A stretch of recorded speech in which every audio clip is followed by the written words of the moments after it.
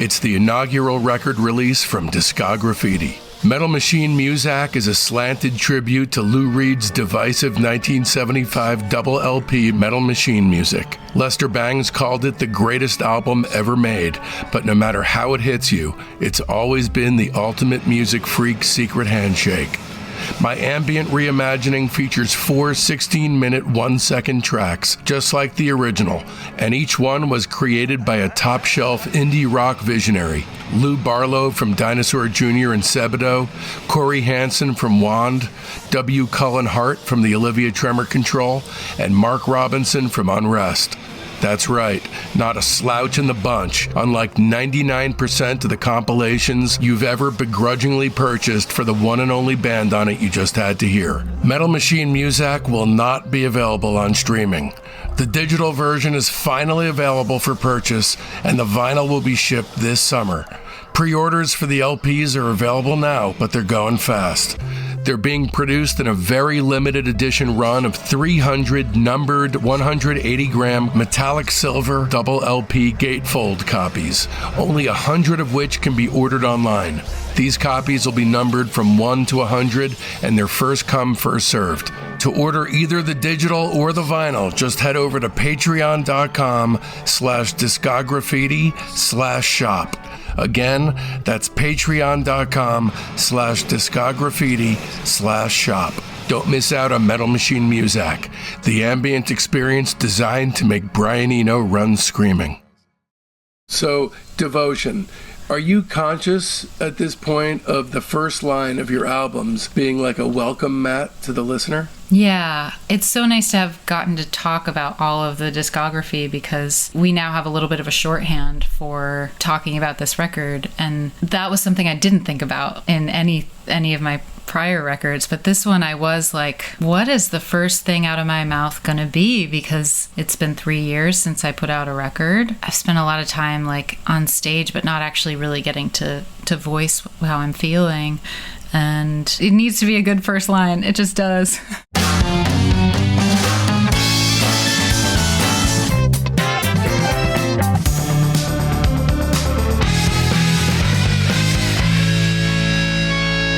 Welcome to Discograffiti, the Music Obsessives podcast that gives freaks like you and me the chance to connect with the brotherhood obsessed with rating the entire discography of every single artist and band that ever mattered. I'm your host, Dave Gebroe, and with 4 new episodes each week, you're going to gain a comprehensive knowledge of an act's history and output in the time it takes to listen to one album. Each new guest swings a hard left into an area you either had no idea you needed to know about or know all about and can't believe you're not alone out there.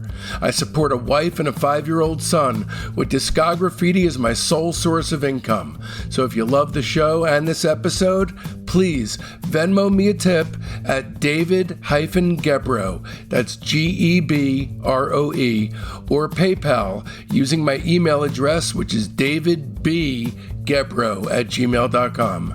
I'm guessing you probably stuff $1 into a tip jar when you buy a muffin. Please then, gauge this podcast's worth side by side with simply being handed a muffin. My family and I thank you. And in this episode, we'll be turning our spray cans on Cassandra Jenkins, Psst, along with our special guest, Cassandra's mother's daughter, Cassandra Jenkins. This is part 2 of our 5-hour interview. Here's just some of the many things Cassandra and I touch on in this podcast. How she transitioned from deciding to throw in the towel entirely on her career to literally making the best music of her life. In-depth, track-by-track discussions of an overview on Phenomenal Nature and My Light, My Destroyer. And most importantly, a primer on how to maintain a successful career that was established upon fuck it energy when you actually start to care a lot. If you're a Cassandra Jenkins superfan like me, you'll want to turn this free version off right now and opt for the director's cut of this episode on our Patreon page, which features 20 additional minutes of essential material, including overviews of entire releases. And you can find it in our Patreon shop for mere pennies at patreon.com/discograffiti/shop. Or better yet, just subscribe for access to the complete versions of all our shows. I recommend the Lieutenant tier at the very least, so you can access those director's cuts, but the major tier's what you want, if you want it all, including for you true music lovers out there, a guest-packed cornucopia of off-the-beaten-path episodes, and the more obscure the better. Even if you're on the fence, just head over there, because it's finally free to become a basic member. Okay, first things first, you need to know just how seriously I take this craziness. Discograffiti is a music obsessive's dream come true. The guest and I explore an artist or band's entire discography in a futile but valiant attempt to reach a higher truth, which is often cleverly disguised as a nerdy compendium of star ratings and lists. The show is heavily researched and the music is always reassessed with fresh ears. We don't just cover albums. We do a searingly honest deep dive analysis of all EPs, singles, comp tracks, relevant solo work, and sometimes bootlegs and live stuff. Every release is slapped with an objectively accurate star rating between 0 and 5, which allows us all, the real reason we do this, the Tootsie Pop reward at the center of the rock and roll lolly, to come face to face with the true shape of an artist's overall arc. Coming up, we've got a career-spanning interview with the Beatles' Pete Best, Tom Morello rating the MC5, an interview with Thurston Moore, Robert Schneider from the Apples in Stereo rating the Strawberry Alarm Clock, Don Was, and a massive, many-guested launch into the Beach Boys' entire catalog with, that's right, the Beach Boys themselves, in a series called The Beach Boys and Your Dreams Come True. So don't miss out. Open up your listening app right now and subscribe. And away we go then! It must have driven you nuts afterwards. I know my mind would have been poring over it like it was a Zapruder film. You know, what did I miss? Or I know that for me, I didn't know him.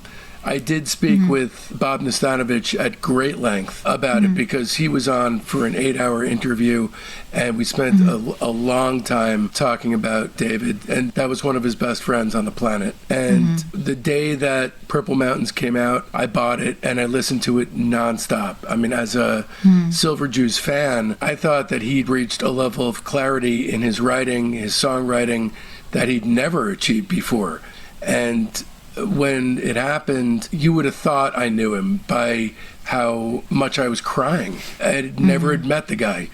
And I think a lot of the thing I kept fixating on is he planned out this whole tour, you know, and so just the mystery of not knowing someone's inward struggle versus these attempts at connecting with life. You know, the one good thing I can say with relation to the way that he passed through your life is that ultimately, from an outsider's point of view, it seemed like the legacy of him having touched you, even in a roundabout way, led to some very positive creative developments, where it's almost like his work lived on in how your work grew out of this experience. I talk about this on my most recent record. It's impossible to find a silver lining in someone's tragic death. It's impossible to find silver lining in suicide. It does not exist. And you're going to want to look for it. You're going to want to find it every day. Here are the ways in which this is okay. And it does not exist. It's not there. There's no such thing. It's just tragic. And that's what I had to come to terms with. And I had to also come to terms with the fact that I did experience a very unexpected breakout success in the wake of his death, which was a burden to me on many days. It felt wrong. It felt, I don't deserve this. I didn't even know the guy. I feel like I'm like riding on his coattails. That's awful. That's horrific. But I always, whenever I would have those kinds of thoughts, those kind of like that embarrassment or that shame or that feeling of being a fraud, I would always come back to it and say, I didn't write about David. I didn't write about his death so much as I wrote about the effect that it had on me. And that's all I can do in this life is like talk about my life experience. And that's all I can do as a songwriter. And I'm the only one that can do that. So by golly, I'm going to do that. Like, I'm going to write about my experience. And I was handed this really crazy experience. And of course, I'm going to need to process it in some way. And the way that I process a lot of things is through writing and through talking with people, through text messaging my friends, through emails. And those are the things that ended up being funneled into the songs. To be fair, you did not experience breakout success because you were associated with David Berman. You experienced breakout success because the record that you produced was fantastic. The two things are separate, and they may have referenced in a throwaway sentence that you were planned to be part of the tour. But if the record sucked, you would not have been a breakout success. Right. Thank you. And that is something that Ben Goldberg, who is the person behind Bada Bing Records, had to say to me many, many times, because I really struggled with it, especially because I was also struggling with the whole thing. It wasn't an easy thing to go through. And so I think it was just, I had a lot of complicated feelings about it. And thank you for reminding me again today, because I think that is something that I lost sight of a lot of the time, especially because of any mention of David's name. It was hard for me to talk about for a long time. But I think what I'm realizing now at this juncture is it's actually something I need to talk about and be open about, because it's a weight that I've carried with me for a long time. It's a weight that I carried with me on tour, and sort of like a refusal to sort of acknowledge his passing was something that I like struggled with for a long time. Also, the record's not about David. There's one song that references him in a poetic roundabout way, but otherwise I don't see it as being about David unless I'm missing something. It's a record about healing, but healing from experience. And this was an experience, but there's a whole bunch of things that you were attempting to heal from. So at the time, I'm curious about this. After David passed, you scrapped most of the material that you've been planning to release.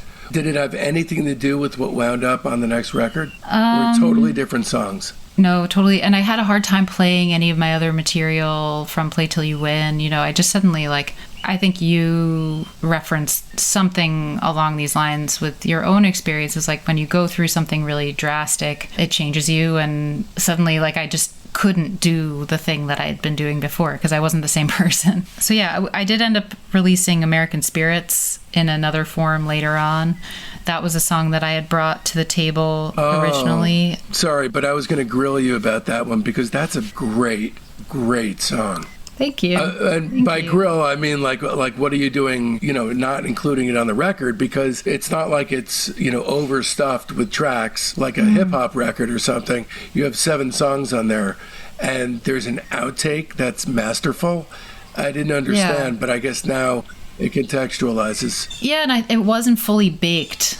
I rewrote the lyrics. I wasn't ready to write that song yet because I was too busy processing what I was going through. And then a year or two later, I was like, oh, that song, what am I going to do with it now? And I rewrote the melody, I rewrote the lyrics. I'm happy that I did. I'm happy I didn't throw it into a record simply to beef it up because it was pretty just sparse, or sort of scant as far as a record goes. So American Spirits was not connective enough with you at your core to be considered for Overview? Just not with what I was going through at the time. I have a weighty question for you, but this is something that I've been thinking about ever since you said you wanted to do this, which is, in a world where David works through his problems and sticks around, do you wind up striking out and rolling the dice with your last 2 exploratory LPs, or do they potentially not really happen exactly as they did because you don't go for broke in that particular way? They never would have happened, no. Those 2 records do not exist in that reality. That's some other parallel universe. No, because I was so torn up by what had happened, and it was sort of a domino effect of changes in my life. Yeah. I think death can really put a spin on things, a very extreme spin on things. And whether that's someone else's death or your own recalibration of your mortality, I think, when suddenly you're given a lot to process in a very short period of time, I think it throws you for a loop, and in the process you start to get these insights from getting spun around in circles. And that's how I'm describing it today. But yeah, I definitely would not have made either of my last two records. I probably would have just kept playing in bands, which I'm very happy doing. I like doing that. But I also had kind of slowed down with my touring. I had told a lot of people at that time, like, I can't do this to my body anymore. Touring's really not a way to live. So I'm not sure what I'd be doing.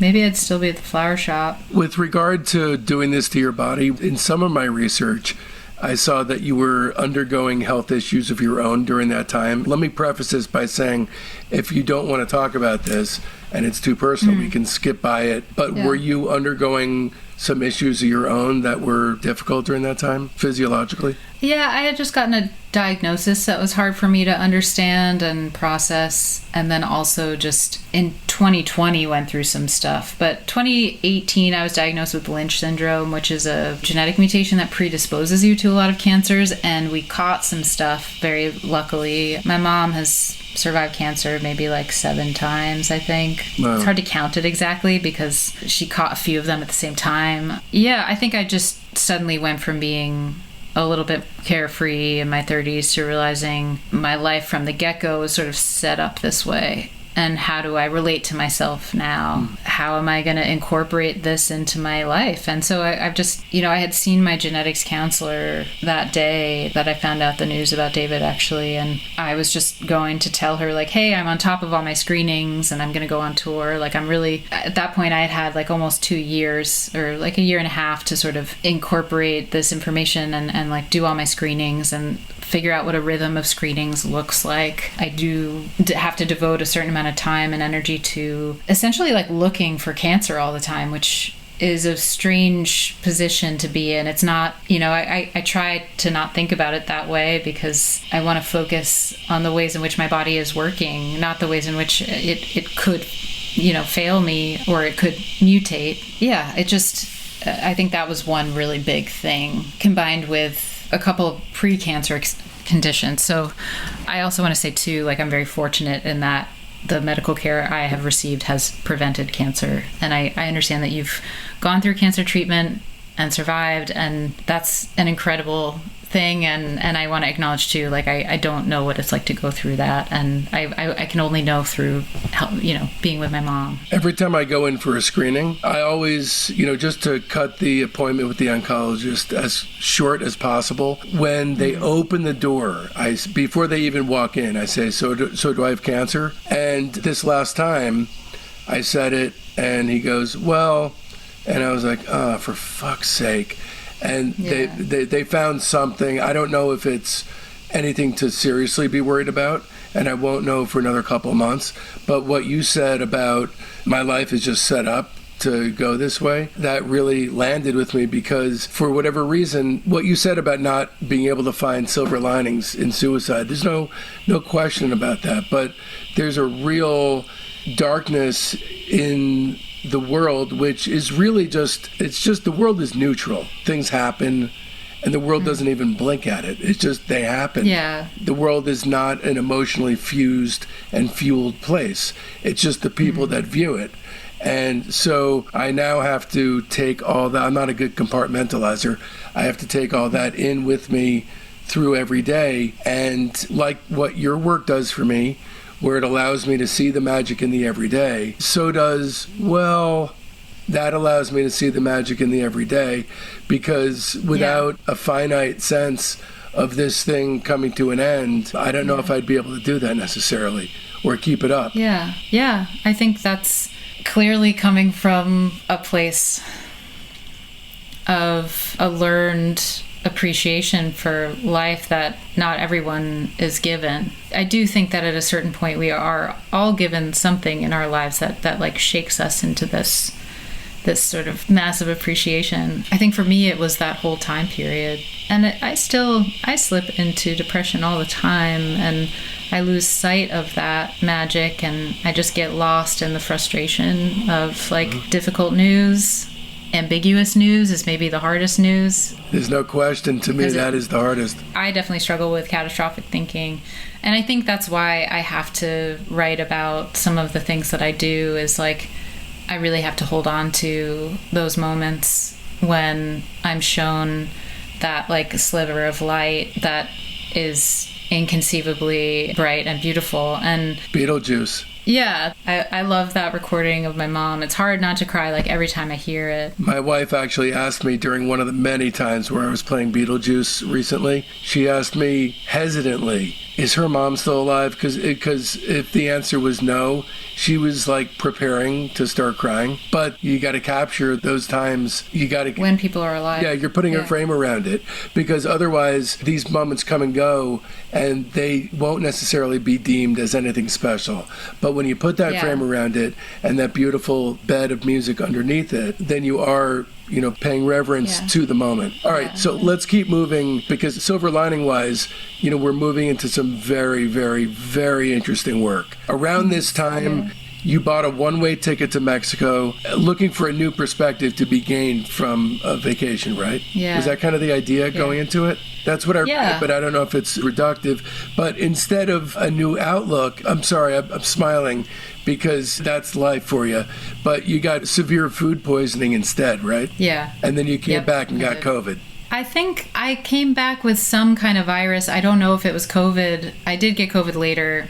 I've contracted it twice, but I came back with some kind of rough virus that knocked me out for... So I'm still recovering from it. We're still trying to figure out like the ways in which it has had lasting effects on my body. But yeah, it really knocked me out. I don't actually like to talk about my symptoms at that time, but like I lost just shy of 40 pounds because I was so sick and like couldn't walk down the street because I was so weak. I actually chose Mexico as the point to split us into phase 2.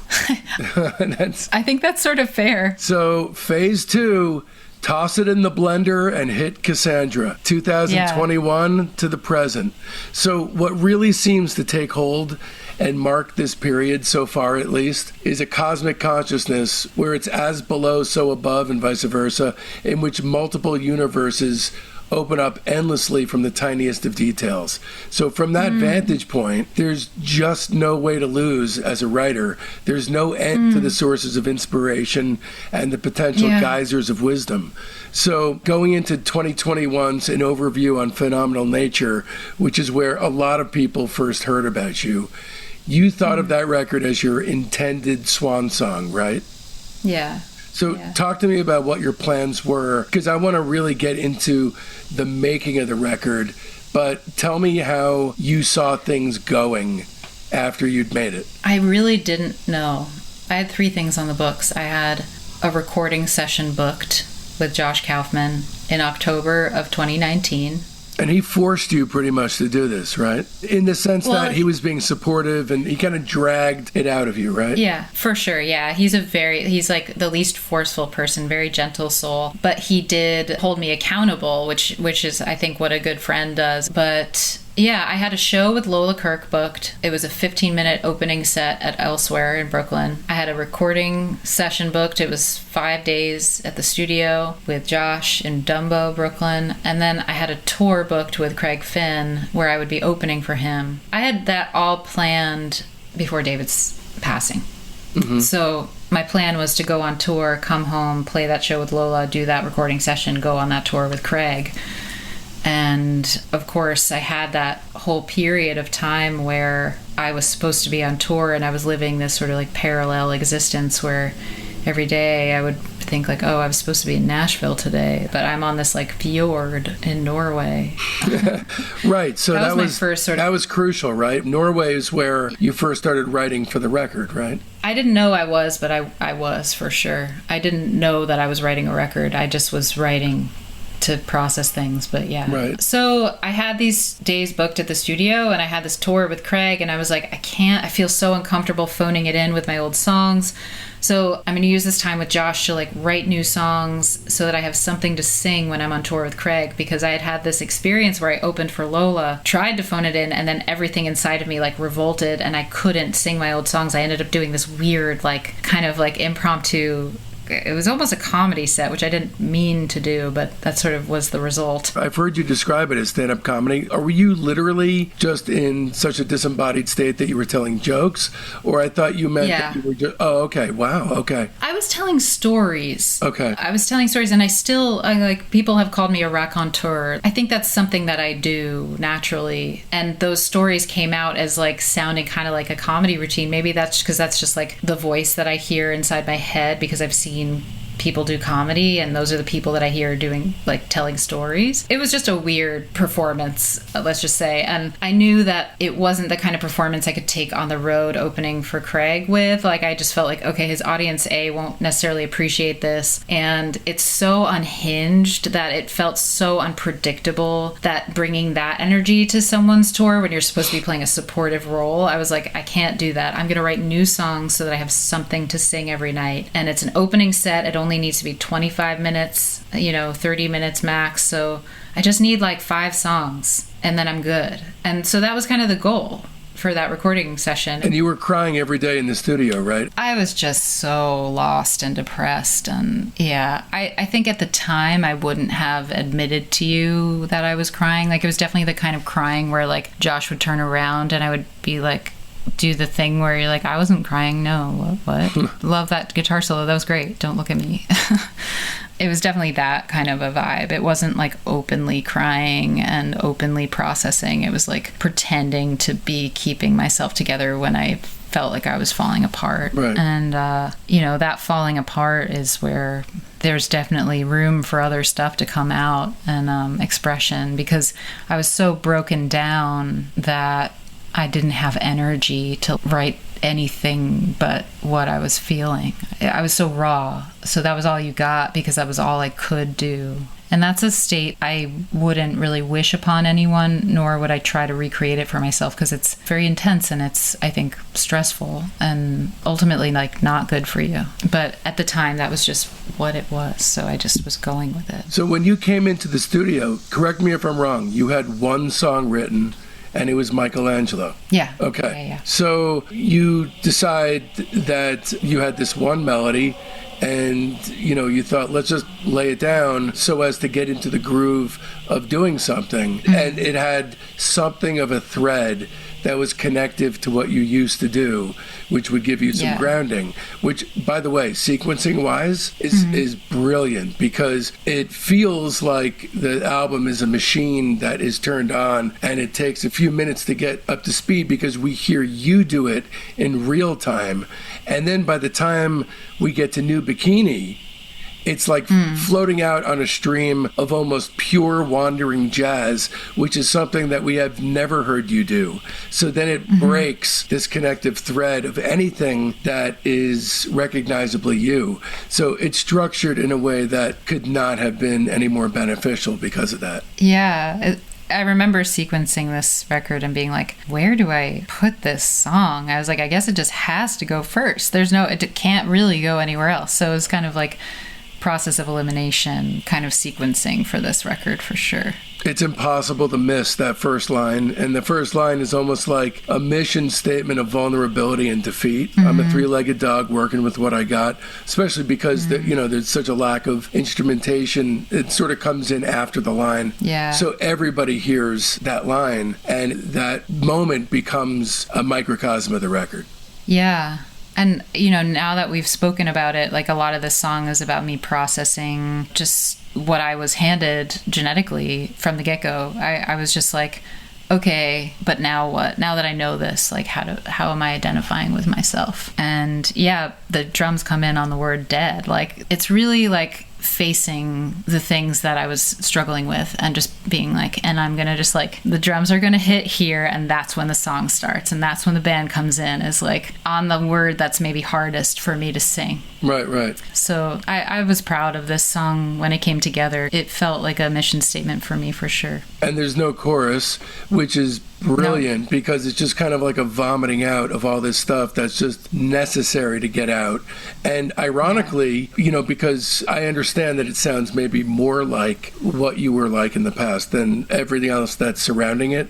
But interestingly enough, to me at least, this doesn't sound like what you had done in the past. There's like a raging, almost Neil Young-esque guitar solo in there. You're not adhering to any kind of genre restrictions. Yeah. But I guess it sounds more like you, certainly than New Bikini, or the rest of what was coming up, Hard Drive for sure. New Bikini is incredible because as a type 1 diabetic, and I'm sure many diabetics, there's so many out there, I've had the experience where somebody will approach them and say, have you tried cinnamon? Oh my God. Yeah. Oh my God. Or substitute the sickness of your choice.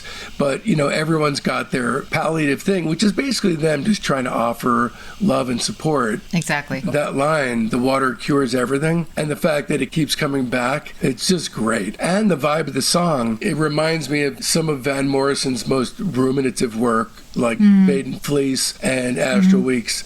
New Bikini is one of my favorite songs you've ever done. Thanks. You hit the nail on the head with that song. I think in this whole record, I was starting to find my voice in a way that I hadn't before. In that's definitely the feeling that I was getting at, which is this bittersweetness of someone not being able to help you, wanting to help you, failing at helping you, but still at the end of the day, you're left with a feeling of like love and compassion. And it's like, how do you wrap all of that up into one song or one feeling? And I felt like, oh, I'm able to do this through this series of vignettes of people talking to me. I don't have to say anything, really. I just have to repeat what has been said to me, and that's going to say it all. Definitely my more recent songwriting, it's very literal. Warren literally said that to me. My friends in Norway literally left me a Post-it note that says, get in the ocean. My mom literally said to me, like, okay, you gotta go on this trip that you keep telling me you need, even though I keep telling you to take better care of yourself. And here's a bikini.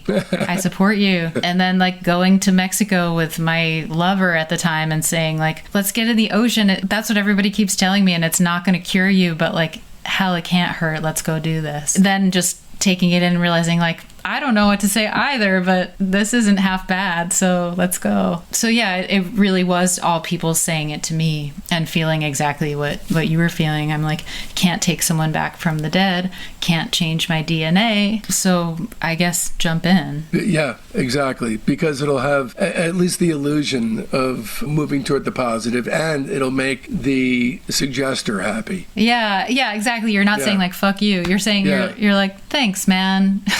Because I see what you're trying to do here. Yeah, exactly. Yeah, it really is a step in a whole new direction for you. And then Hard Drive, of course, you're introducing spoken word into your palette, which to me is very, very exciting.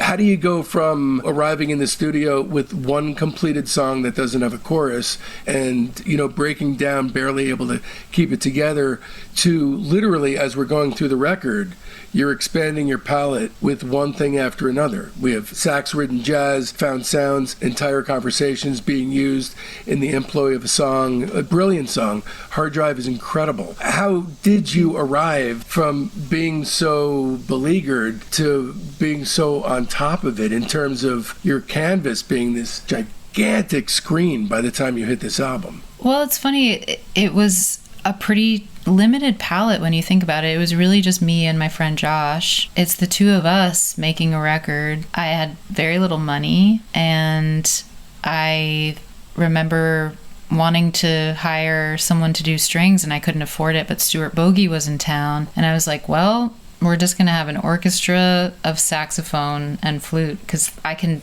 pay this one person to come into the studio.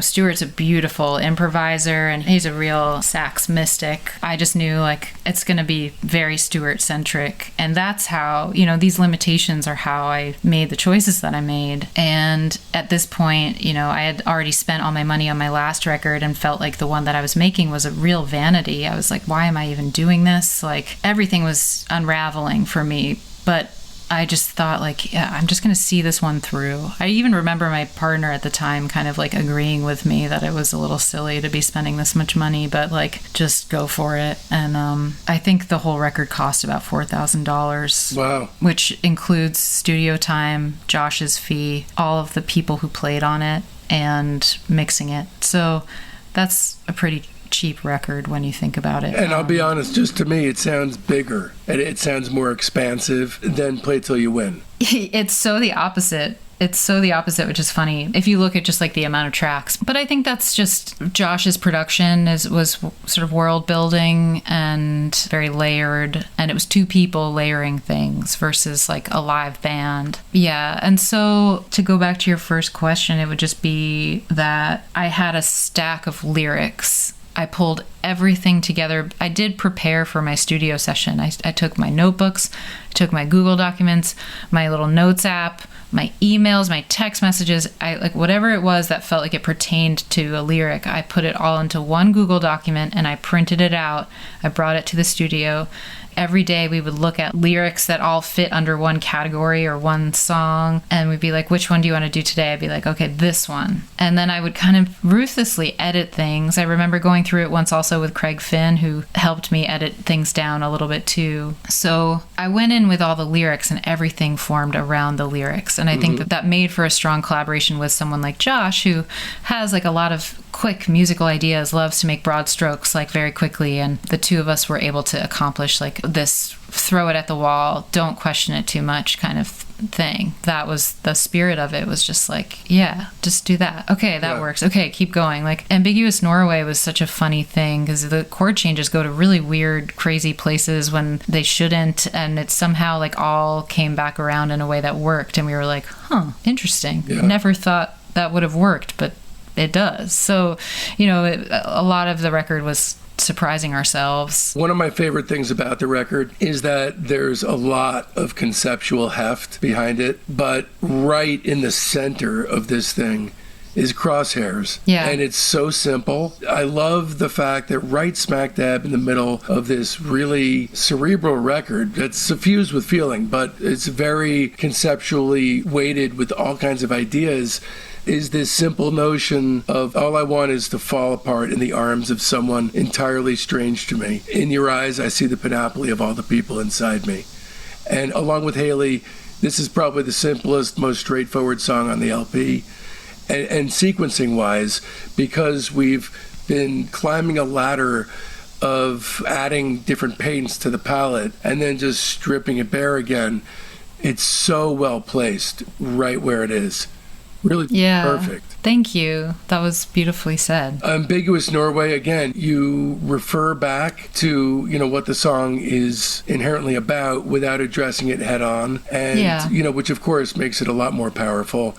Just out of curiosity, did those suits arrive after August 7th? Sadly, and you'll see them talk about this, Jarvis and Cyrus were out shopping for suits that morning on August 7th. So I ordered 2 suits. One of them I returned. One of them I kept, and I think the second one came after, but I honestly can't remember. One thing that you have to remember about my lyric writing is like I maybe wrote that lyric on a different day than I wrote another lyric, so I'm compressing time a little bit. Right. The lyric that I wrote on the plane about watching the rain come down, maybe I wrote that on that day, but I had written the other one on the day that happened, but it kind of all comes together in the same song. Yeah. But I did remember I wore my suit to a memorial service on the 8th.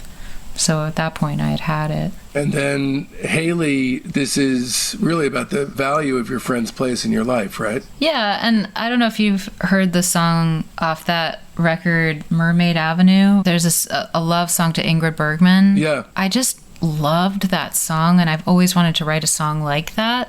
It was kind of light-hearted and so lovely and just unburdened. And it doesn't sound like a lover talking to a lover. It just sounds like someone who appreciates her in this like I'm just gonna sing to you about you. I don't care if there's anything in return. And I just really loved that feeling that I got from that song. I don't really know what the impetus for it was, but this was like my version of that song. I literally like remember just riding my bike one day and humming it to myself. And I was thinking too about Charlie XCX's new album and 360 and her chorus being devoted to Julia Fox. It's like kind of the same thing. She's just being like, this woman is so cool. And we all kind of want to be like her. And I love also the notion of writing a love song to a friend. Yes. Yeah, a platonic love song. It's harder to do than like a heartbroken song or like a lusty song. It's like hard to write something that kind of uncomplicated and like just that doesn't feel, again, like I loved the lighthearted love song to Ingrid Bergman that didn't feel charged. It didn't feel weighed down by someone's desires. And I was just like, that's awesome. How do I do that? That was my attempt at doing it. And then the ramble is just incredible. Is it a compendium of field recordings that not just you made, but other people who were contributing to a pool, or was it just you? It was just me, and then the music, all the sounds that you hear in the instruments, those all came from friends. Okay. But the field recording, the birds and stuff I recorded with my Sennheisers. That was my first pair. I've lost and bought many pairs since then. So by this point, there had been plenty of reason to believe that you would continue to release great work that demanded repeat listens. But I wasn't prepared, honestly, for something this expansive and moving. Were you? Based on what you were going through, was this a surprise to you when you rapped? Were you blown away by it, or how did it affect you? I thought it was weird. I didn't apply too much judgment to it to say like this is good or bad, but I did think it was weird, and I thought no one's going to hear it anyway, so who cares? Okay. It's an accurate representation of what I was feeling, and in that sense it is successful. And that's all, it like ends there, period, stop. Yeah. And is it okay to all the people that I name check in it? Is that okay with them? I feel embarrassed. Like there came a time when I had to be like, Haley, like I wrote this song about you and it has your full name. There's no question it is you, like that's weird. Right? I think that's cool. I made a movie about my sister, a feature, and I kept her name in it. I didn't change her name. And her husband who died, and I kept his name. If you're going to just cloak something in a facile way, the name change is a superficial thing. So here's my review. Although the word is bandied about with no regard for what the definition even is anymore, I would unhesitantly describe this record as a masterpiece. Just a wondrous work of empathy that touched so many during a time when it was necessary to touch and be touched. And I was so thankful to have received it when it landed. It felt like one touchstone amongst surprisingly precious few that guided me back to the land of the living after a mortifying couple of years of unwanted and repellent change. Especially powerful for me was the ramble, without a single word in how you even made it. I mean, reaching out to all these people and it being a group effort, it seemed to encapsulate all that I'd experienced. Thank you for this. 5 stars easy. Thank you. Thank you so much. But that's, it's a very well-reviewed piece of work. And so what was your response to being feted like you were, especially with the survivor's guilt that you'd referenced before? Was it just like, whoa? How did you respond? A friend of mine reminded me of the last scene in Kill Bill 2. Uma Thurman, after she's reunited with her daughter, she goes into the bathroom and is just crying on the floor. I think because she's finally arrived at this moment that she's been looking for 2 films, I guess.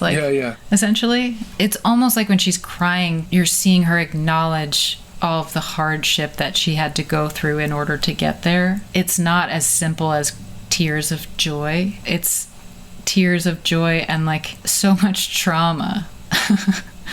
And I think that's how I felt when my record came out and people understood it. It felt like, oh, this is the first time in my life someone is reading something and hearing something that I said where I felt like I was really showing my authentic self and people get it. Like, I'm not having to explain myself. I feel like as a lifelong kind of artistic type, like quiet, spacey, I haven't always felt understood. I've always felt like a little bit of an outsider. And so I felt like for the first time, I was like, wait, complete strangers get me. Like, what? That was the thing that I was really surprised by. Like, they get my sense of humor. They get the way that I'm grappling with these ideas that are not easy to summarize, and the only way for me to do it is in a song. And not only that, but people are not just listening to it like one would put on a record, like, hey, what should we listen to? People are listening to it like one would listen to Blood on the Tracks when they're going through a breakup. They're using it as medicine. Yeah. A balm. Right. Yeah. I think a lot of people have shared that with me. I mean, one of the strange things about the record was getting messages from people who were saying like, hey, I lost my boyfriend to suicide. His name was also David. Like, it just like, oh, wow. And reading these long messages of people who've just lost their loved one, their parent, their sibling, you know, whether it was to suicide or natural causes, like I was really being given a lot of information from the outside world that I wasn't really prepared to take on, and I wasn't prepared to like. I'm such a deeply sensitive and sympathetic human, and I responded to every message. You know, I was also yearning for connection. At that point, we didn't even have vaccines. There was no hope for seeing other people. You know, it was also very healing for me, but it was complicated. Like I was still very ill. I think the funny thing about that too is I was going through now like a pandemic and an acute illness, while we were talking about this previous experience that I hadn't quite fully processed. So it was also just very funny to be like, I'm just trying to gain weight right now and like get through this pandemic. But sure, I'll talk to you about that crazy period of my life where I was in Norway and had just had this experience with this person, and you know, wow, like there's too much going on. Right. There was a lot going on. And also, I wasn't looking for this. I wasn't looking for this kind of success. I wasn't looking for all the people that I had basically thought like, no one's ever going to care about my music. No one's ever going to pay attention to me. Like I had kind of given up on all that. Have you grown into it? I've had a really great experience with things like press. Obviously, like people have reviewed my records very favorably, so it's very easy for someone in that position to say that. But I think to have encountered writers and music critics during the pandemic, when everyone is kind of like leveled in this way, I ended up having just really beautiful conversations with people. And I had really open and raw conversations with people I might not have had in a previous social climate. So in that way, I think what ended up happening was I just had this experience of like, oh, I love talking to writers. Like, I'm a writer too. Like, this thing that I wanted, I didn't really know what I wanted when I was younger. It was just a trophy that I saw that other people wanted, so I wanted it too. But now I was in this place where I was like, oh, I'm having these incredible conversations with people because the work that I made resonated with them, and we have something to talk about. And that's what I'm here to do. You know, like we're here to talk about it. So I felt like in that way I did grow into it because I had given up on the shiny gold medal thing in favor of seeing so far beyond that and seeing the kind of connection that you can have with people and the kind of things that you can be exposed to, like the music that people were sending me and the people saying like, hey, I heard you like Janet Cardiff, like have you seen this work of hers? Like I just felt like I was exposed to so much wonderful art. Like, hey, your work reminds me of Robert Ashley. Do you know who that is? And me being like, no. And then discovering the work of Robert Ashley. Like it was such a generative period in a lot of ways, like in terms of the kinds of things I got exposed to. So, which I know in part wound up informing the next work. And kind of just jumping ahead a second, there's one question above all the other ones that I've most been looking forward to asking you because I've never heard it posed to you on this round of press. And it's a lot of what I'm going through at the moment too. So the attitude or the worldview that you had going into an overview on phenomenal nature, how do you inhabit that nothing matters and fuck it because I'm quitting anyway mind frame, even though now you're successful and people are finally on board with what you're doing? For me, I'll just say this podcast was born out of a lot of trauma. I was clean and sober for 13 and a half years and then had to go on all these these medications which destroyed all that stuff. That's hard. It was rough. And then living with chronic pain and feeling justified and actually being justified often in taking drugs that allowed me to dissociate so that I wouldn't care so much about the giant steps I was taking in dismantling one life and diving into another. But now I'm awake and I'm out and I'm vulnerable and totally naked, and I'm trying desperately to adopt that other mind frame, even though it's a fake mind frame. So how do you get to the, post Purple Mountains, one-way trip to Mexico, newly symptomized mind frame for my destroyer? Yeah, that's a great question. And I think that was what I was essentially facing when I made a new record, because you don't want to, again, recreate catastrophic experiences in order to make an album. Nor can you pretend you didn't just grow crazily. Yeah. Also, I had to acknowledge, not only did I grow through those experiences, but then I went on tour for 2 years, had more experiences, and was exposed to so many things and exposed to a certain amount of career success and had never experienced that before. So it was all very new. I was sort of exposed to feelings that were complicated around all of that. And then also just being my age and being really afraid to go on tour with health issues. I suddenly no longer had that fuck it energy. That had faded a while ago. I was looking at everything in a very sober light, and I'm using sober in the metaphorical sense. I wasn't high on sort of chaos chemicals that run through your body when you're going through extreme things. I was no longer in that sort of traveling, unencumbered mind that I had been in when I made my last record. So I was now having to sort of face all of the things that I was willing to put on the side. The way that I would describe it is, if your house is on fire, you're not going to worry about the weeds in the garden. You're going to be like, I can deal with that later. I got to deal with this house on fire first. And then that is no longer happening, and you're like, oh, those weeds, not only have they remained, they've actually taken over the whole garden. I got to go take a look at that. And that's hard. I don't want to look at that. It'd be much easier if there was something way more extreme and urgent going on, and I can say, you know what, everyone, this is all I can focus on right now. But instead, I have this long process of going through the weeds. That's the best metaphor I can think of for what it was like making a new record, and having to say to myself, oh, you know what, you do care this time. You do care. You don't want to let people down. You now have a booking agent, a manager, a record label, a lawyer, all these people that work with you. You don't want to let them down because you're a team now. And so I really was oh no, I all this support. I gotta show up for everyone, and I gotta show up for myself, and I gotta show up for all the people who wrote to me and said your record really helped me through all this time, and the people who came to my shows. And I just felt oh, that's a lot of pressure. How do I make this without putting all that pressure on myself? And the way that I did that was I made a record that was really under all of that pressure and did not make it to the other side because I realized it was really bad. And then you keep throwing away entire records, don't you? Yeah, it's part of the process. I mean, actually, if you think about it, you make 3 records every time. You make the record that you toss, then you make the record itself, then you make the companion record for each one. That's so true. It's always the rule of thirds. That's wild. Yeah, it takes 3. Yeah, that's really funny. I think that's very, very true. Because you did see me toss my record before. It just wasn't as much a part of the story. I think, first of all, I didn't go as deep in. I went so far as to hire a producer and go in and write the songs and make the SoundCloud linkage share with the label, and then realize this isn't going to carry me through this next chapter of my life. Before we talk about My Light, in 2021, you released an overview on an overview of Phenomenal Nature, which we don't have to go fully into that, but I do want to say that American Spirits is a truly great, great song.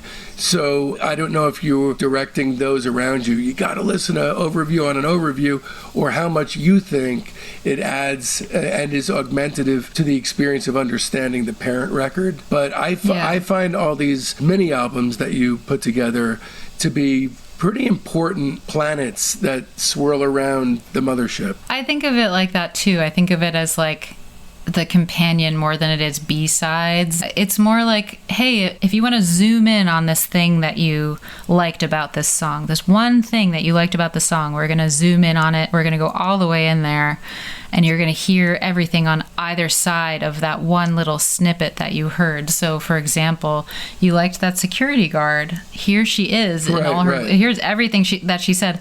And it wasn't all very coherent. I just took the one part that made sense to me. It's almost like an overview on phenomenal nature is the hotel bed, and an overview on an overview is the hair on it. Yeah, I would say that is very true. That's a very astute observation. It's like, hold on, what's going on in here?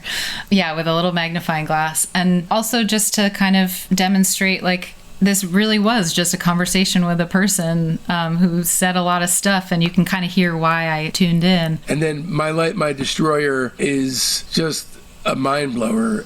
I mean, if I had to pick one album that was my favorite thus far, it would be this one. You really had me from the very opening of the first song, which again has a similar thing to what Van does when he's in his ruminative states. That really reminds me of that kind of thing, where he's gone and speaking in tongues almost. Yeah, again, that with that line, that initial line where it's like the microcosm of the record in one line, one lyric, I think you've mistaken my desperation for devotion, is a killer. People would kill to be able to write with that kind of economy and get across so much in one line. So talk to me about, it must have been difficult to make this. The record? Yeah. Oh, hi. I'm Dave Gebroe. I threw my career as a licensed hearing instrument specialist in the trash, sold my house, and moved to the East Coast with my wife and 5-year-old son in order to focus on making the ultimate weekly podcast for music obsessives thrive. But weekly wasn't enough for me, so I bumped it up to 4 shows a week. Becoming a subscriber to Discograffiti's Patreon gives you access to hundreds of exclusive episodes. As a 2-show-per-week private, you get the weekly show by and for our Patreon family, the Discograffiti Soldiers of Sound podcast. As a 3-show-a-week lieutenant, you'll get early release, ad-free, extended director's cuts of the main show. They're the shows as they were intended to be heard. Plus, you'll gain access to half the Patreon archive and the upcoming Beach Boys Behind the Mirror companion episodes, which will feature dozens of special guests from within the Beach Boys camp talking about and rating their music. But as a 4-show-per-week major, you'll be drowning in a flood of must-hear binge listening, because I'll be bombarding you with episodes about super cool bands that are too subterranean for free Fridays. It's like going to music college, but with a tuition that makes all kinds of sense. Plus, our entire Patreon archive is yours. Discograffiti's Top 10, our Buried Treasure show, Rock Cousteau, our Slag Off show, Queasy Listening, and the Private Press with Paul Major. And all that for the price of only a cup of coffee a week. Times are tough, you say? Fret not, because there's a $1 tier. Or you could just join as a basic member and buy episodes piecemeal from our Patreon shop. Don't risk feeling badly about yourself by not giving. Check out patreon.com/discograffiti to find the tier that's right for you. Once again, that's patreon.com/discograffiti. This had to have been rough because you didn't think anyone was going to like the record previous to this, but everyone liked it. And now you kind of didn't care. And now I'm guessing that you do care, that you do want people to like it. Yeah. Because that's human nature. Yeah. It'd be really silly to be like, I don't care what anyone thinks. That feels very jaded in a youthful, inexperienced way and not very gracious. It's like I'm old enough to have more grace about the whole thing and just say, like, actually, it really means a lot to me that you've listened to this. It means a lot to me that it's touched you in some way. And I'm going to step up to the plate here and say, like, I want to meet you there. And that is sort of the position that I was coming from, instead of being like, well, I don't care what anyone thinks. I don't think that would have been rude. I just think it would have been a forced perspective that would have potentially allowed you to just make the record in similar circumstances to make sure it was good. Yeah, and exactly. And I think that is a foolish position. Yeah, because it wouldn't have been true. And your work is so ineffably true and authentic to what you're going through that ultimately you probably would have scrapped it. And that maybe that's sort of what happened the first time. I made a batch of songs and I was done with them in April of 2023. And I realized this doesn't feel true to me. And if it did, I'd be really excited to share it with people. But I think the process of songwriting is the process of getting at what feels truthful to me and ripping away or like peeling away the layers of my own BS. So, Devotion. Are you conscious at this point of the first line of your albums being like a welcome mat to the listener? Yeah, it's so nice to have gotten to talk about all of the discography because we now have a little bit of a shorthand for talking about this record. And that was something I didn't think about in any of my prior records, but this one I was like, what is the first thing out of my mouth gonna be? Because it's been 3 years since I put out a record. I've spent a lot of time on tour. I've spent a lot of time like on stage, but not actually really getting to voice how I'm feeling. And it needs to be a good first line. It just does. Yeah, I think from now on, it seems like it would be a terrific challenge to not back down on, is like to have that, door opening, come on into the house kind of lyric. Yeah. And you did set a challenge for yourself. You set a pretty hefty challenge for yourself with the three-legged dog line. And this definitely it's equal. There's no question. There's similar sentiments in some ways. They're saying like, I'm kind of pathetic, but like, this is what I've got. Devotion's in my top 3 songs that you've written, no question. It's simple. It's not super complex. A lot of it's cycling between a couple of chords, but it's incredibly emotional, and there's just an almost mystical, trance-like vibe to it. And then the shimmers that come up from the mix are wonderfully placed. Then Clam's Casino is amazing. I love also how now you're acknowledging your own work in your songs. That kind of insular... Twofold. They're Easter eggs. In a sense, this record is your most accessible and your most experimental record all at once. Because obviously, especially as the record goes on, the found sound stuff almost envelops the songwriting. But then the songs themselves are connectable to somebody who's not like a music-crazed human being. For Delphinium Blue, I like how you describe that this song felt like a crustacean crawling around the ocean floor, trying on different shells until it finally found a home. Yeah, it really did. I recorded one version with Jarvis. That's cool, but it was like not the one.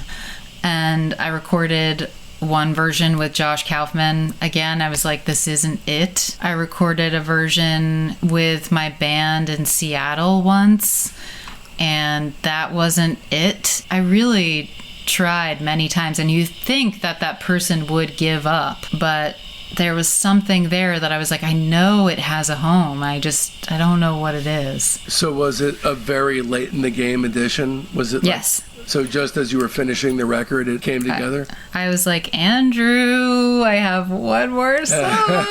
You're going to kill me. I remember I sent it to him. I was like, I presented it with an argument. I was just like, I believe that this needs to go on the record. Here's why. And you can totally shut me down, but I'm going to push for this one. And then he definitely took a couple days, and then he was like, you're right. Let's do it. There's this mundane to magical that goes on in this song, and also one of the great touches in it, which I wasn't even sure about when I first heard it because it seemed like such a curious choice at first, is the affectlessly spoken choruses. But I'm curious how you arrived at deciding you would do it that way, where it's drained of all purpose and emotion when you recite it. The version that I had done right before I found that version was the opposite. It was like very emotive and very kind of big indie chorus. And I knew that was one of the things that didn't feel right. It needed to have this cool sort of detached feeling about it, because there is a sort of dissociative nature to that chorus, but it's also, it's very meditative, and it's almost like the inner voice saying to yourself, like, these are the tasks that I'm doing, and like, stay on task is sort of the main lyric there. It's like, just keep going, keep going, keep going. And like, it needed to be plaintive and almost like an order coming from a speaker or something coming down like a principal's office speaker. But I can't really say why. It felt like the right mood, because a lot of the other moods I had tried, it didn't work as a sung part. It just felt, every time it just felt wrong. So I don't know, when I started to speak it, I realized too, I hadn't had any other spoken word songs on the record. I was like, this might be the one. The connective element that makes it feel completely at home like that is the icy synths. Yeah. The icy synths and the effectless spoken word, it feels like it belongs. And because you're at this mundane job, although I'm not buying to the extent that I know you are, that you really hated that job. I didn't. No, I loved that job. Yeah. That job got me through one of the darkest periods of my life. That's really what I'm talking about, is like, that job gave me a place to process what I was going through. And the mundane nature of it was actually the thing that allowed progress to be made, because I was just like able to go through the motions and see those changes happening amidst like very mundane activities. It's sort of, I was like monk-like, you know. Right. I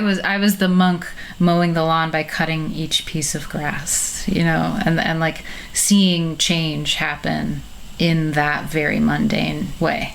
Delphinium Blue, then Shatner's theme, then Aurora, Illinois. Those three, besides being linked by Shatner's theme, they belong together. The Shatner's theme, this being an interstitial thing that's less than a minute, of course, there's a whole story behind it, that it's from this whole huge project. Yeah. Tell me about this huge thing with Gideon Jacobs, right? Yeah. But that's all you get, is like a little, like, you kind of tune into the radio for a second and just like barely get a taste of it.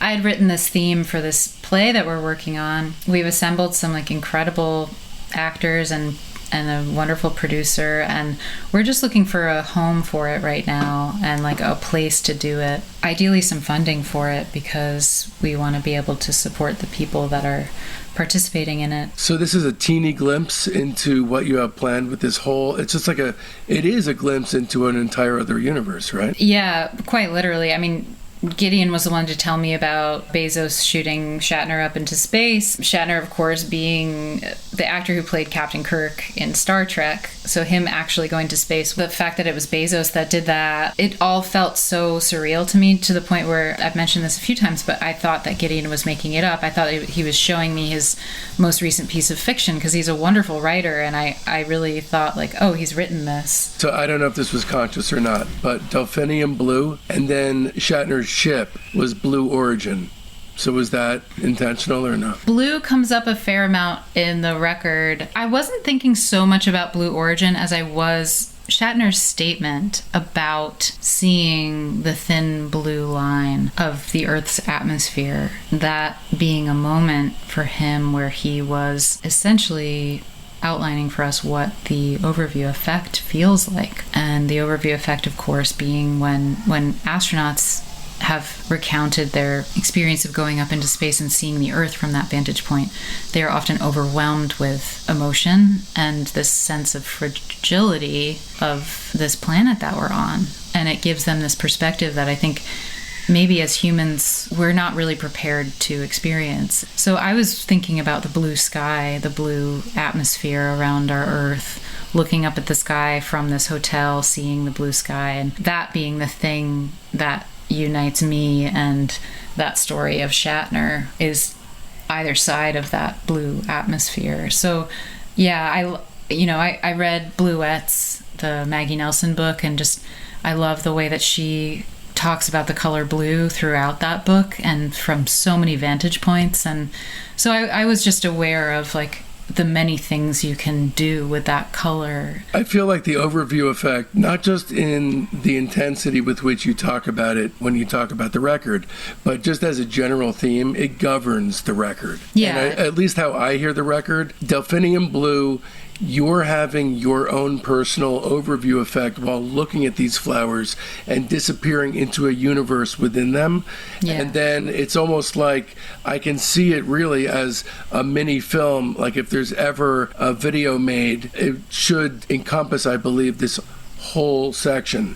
So it's Delphinium Blue is a woman in a flower shop who, should be doing that, but is doing this and disappears into this world. And then all of a sudden she's made it and she's sitting in a hotel room, but then, sees past the ceiling. I mean, the whole story is an album island unto itself within the larger record. Yeah, and I like that Shatner's theme is sort of like, you get this sense that you're getting these transmissions from other worlds, and you're almost like tuning into the frequency. And right. I like that it was almost like we were changing the channels on a television inside of a hotel room, and then you get it later in the Attente téléphonique with the French voice, where he's kind of talking about like just being a visitor here on this planet. It's that idea that you hear throughout many songs, like Bob Dylan, I'm just going home, like David Bowie says that, like I'm just a visitor here, with Ziggy Stardust stuff, like this idea that we're all just passing through. Who is that?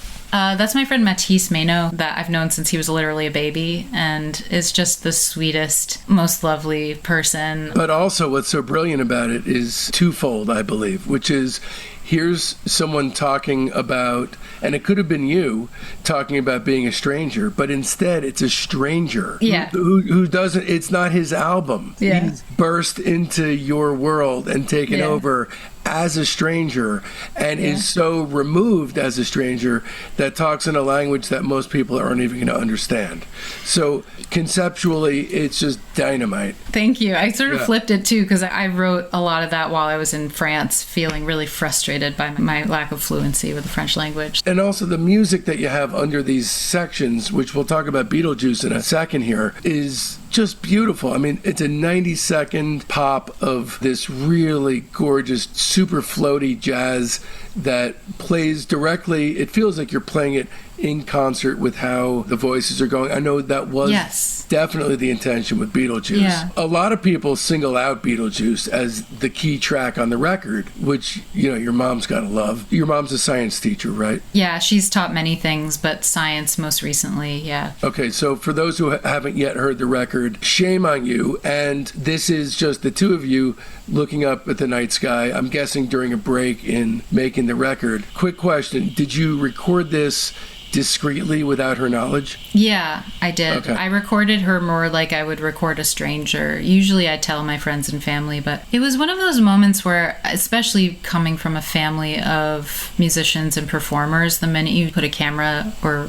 a microphone in front of them, they're going to perform. That's one of the things that they do best. And I love capturing my mom when she's not performing, because she's just got this real genuine spirited quality to her that is so pure. It just gets more intense as she gets older, and I just am really appreciating that part of her and that part of myself. And also saying to anyone listening, like, if you're wondering where I got it, like, here you go.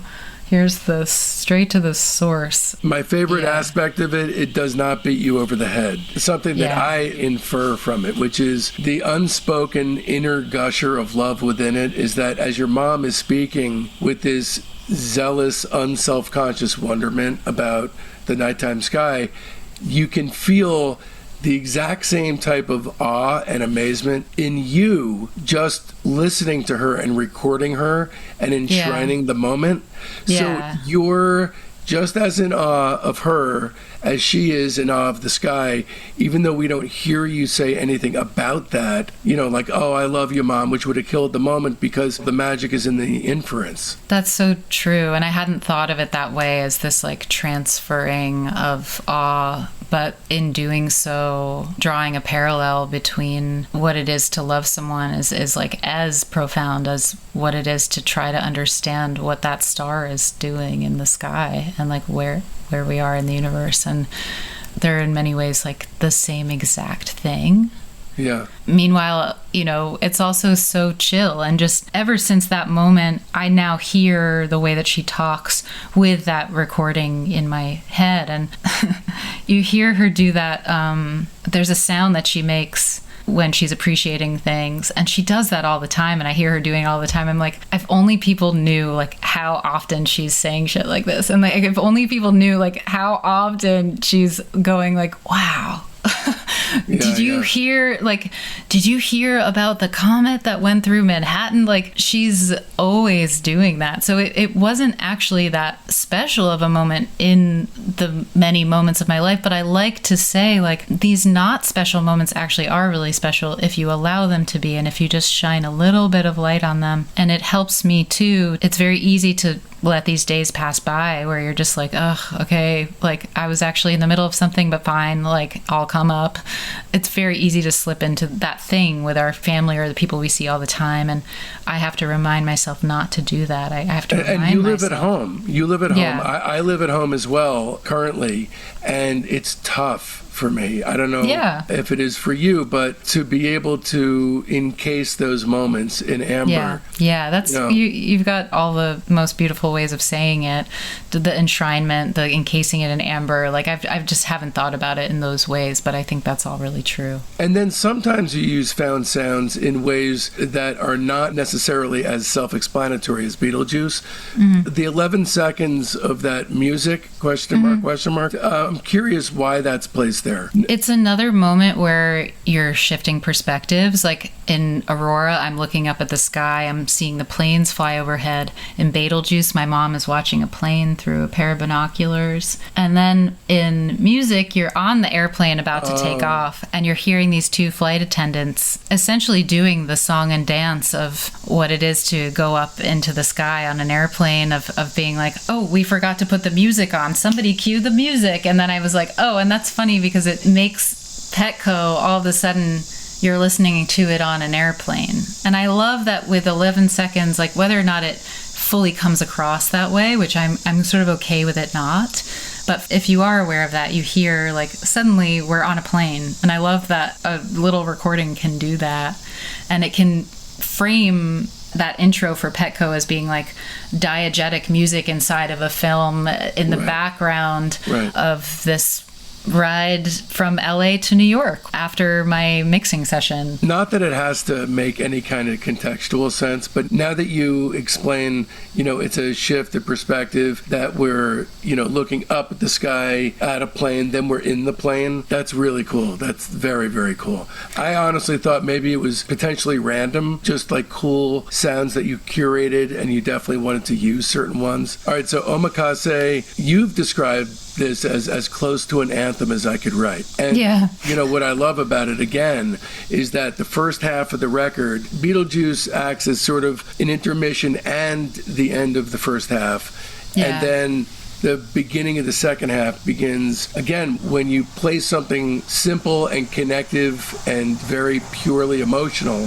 within that cerebral concept of ideas and whatnot. It is very powerful. And Omakase really has that. And then Petco. So, is it true, or are you not to be trusted in a pet store? It's so true.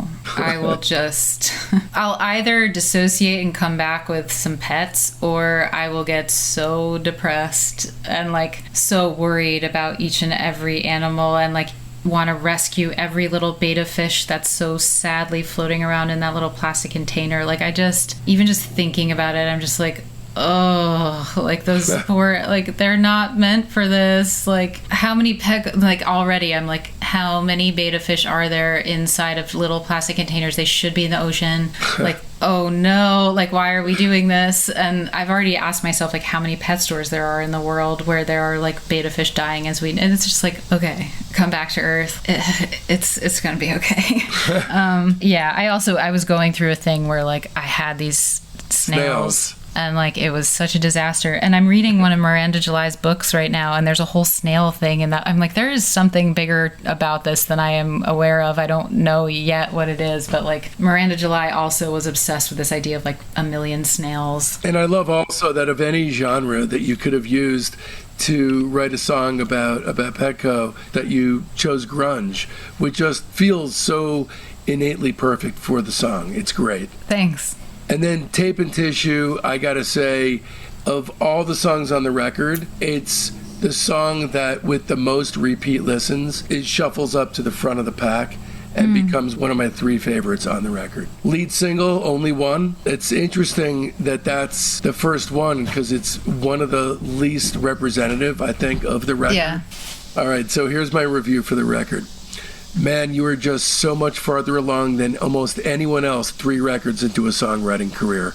Already your tunes have untold layers of beauty, and their capacity to captivate and elevate are dangerously tricked out. It's scary to think of where you might be in 8 or 9 records. My Light, My Destroyer is yet another masterpiece. In my eyes, there's not a single moment that's a misstep. This has been a buoy and an anchor for me since the very day it came out, and it soundtracks some of the bumpiest and most difficult moments of my life as of late. It's such a great record. I give it 5 stars, like a hard 5. I cannot stop listening to it. Thank you so much. That's so beautifully stated. Thank you. And then the bonus disc, there's a lot of Meg Duffy hand habits, sound design going on, right? It's kind of that similar idea of zooming in on something. I took Shatner's theme and I zoomed in on that. And Beetlejuice 2 was very much my way of incorporating that recording that you hear of Stardust, which is a jazz standard. I think it's maybe my favorite song out there. It was my grandparents' song, and so I just wanted to give it a moment and also let Meg Duffy's beautiful sound design sort of like occupy more of the record. Yeah, that's really cool. The work on this, again, it's augmentative and not just, scraps or outtakes. These little planets that circulate the mothership are crucial to hear to understand the mother work in a different way. Tell me what's next, besides you jumping in the water. Yeah, we're going to go do that before the sun sets and kind of like take a little bit of my own advice, work on my live set, get my band together for tour. When are the tour dates and when can we look forward to seeing that happen? I have tour dates in September, October, November. I'm probably going to start booking for March pretty soon, and then we're booking into 2026, if you can believe that. What date in September does the tour kick off? The 19th, I think, in Chicago. New York is not going to be until October 30th. Well, you're absolutely incredible. I really cannot wait to see what's down the line. You can count me as an absolute mega fan. And, thank you. I definitely can't wait to see you live. Thank you. Thank you. Thank you so much for all of your thoughtful insights and questions and just the extent to which you have just done a deep dive into the music. It really means a lot to me. It feels very deeply understood in a way that I have not experienced. So thank you. All right, that about does it. If you enjoyed this episode, then please Venmo Gebroe. I repeat, Venmo Gebroe at David-Gebroe, that's Gebroe, or PayPal at my email address, which is davidbgebroe@gmail.com. Please keep in mind this is entirely how I support my wife and 5-year-old son, so don't risk feeling badly about yourself by not giving. Stay tuned, because next week we've got Robert Schneider from the Apples in Stereo rating and discussing the legendary 1960s psych band Strawberry Alarm Clock. Okay, here's the week up ahead. This Sunday, our weekly show within a show, the Discograffiti Soldiers of Sound podcast, drops for our Patreon's private tier. These are real people with talent and a burning fire deep inside, just like you and I. Then come Monday, it's an off-the-beaten-path Discograffiti episode for our major tier. Very special guest Alec Palau joins me in a super lengthy discussion of West, one of my favorite obscure 1960s bands. These harmony-intensive country folk players intentionally recorded during overnight studio hours to get a haunted feel to their sound, and man, did they succeed. Come Monday, you'll get the lowdown on their entire career. And then on Wednesday, the Lieutenant tier get their early release, ad-free, super extended director's cut of Robert Schneider Rates the Strawberry Alarm Clock. And then come Friday, the rest of you penny pinchers get to join in on the action. A heartfelt Discograffiti thanks goes out to my beautiful wife and son, Jen and Mason, Cassandra Jenkins, Dead Oceans, Pamela Nashel, Rudy Fishman, Becky Boyd, Jay Schultz, my incredibly loyal fans, and especially the entire Patreon community, the Soldiers of Sound. I love every last one of you, and this show would not exist without you, my friends. Speaking of friends, it's high time for some new ones. They're in our Facebook group, Discograffiti Soldiers of Sound. That's the best way to find out what's coming up on the show, but there's a hell of a lot more. You get recaps of the day in music history, the ability to pitch questions to guests, polls that put you in the driver's seat on guest and band decisions, access to a thriving creative hub if you're looking for a collaborator, and much, much more. So make sure you don't miss out. You can find the link to the Discograffiti Soldiers of Sound Facebook page right there in the show notes. And if you don't mess with the Zuck, no sweat.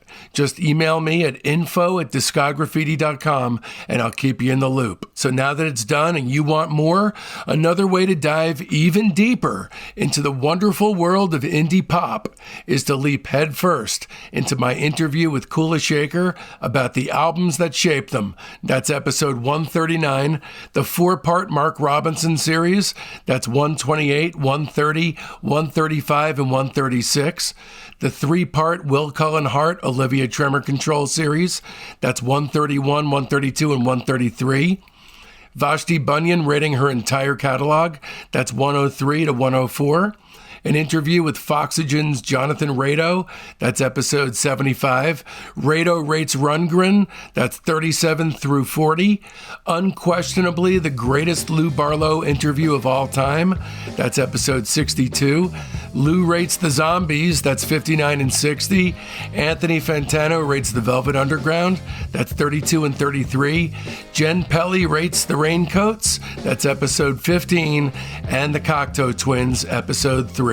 And of course, be sure to mark your calendars, because next Friday, October 4th, we're coming at you with Robert Schneider Rates the Strawberry Alarm Clock. Trust me, you're not going to want to miss it. And so, from now till then, don't let our youth go to waste, lads and ladies. It's Discograffiti!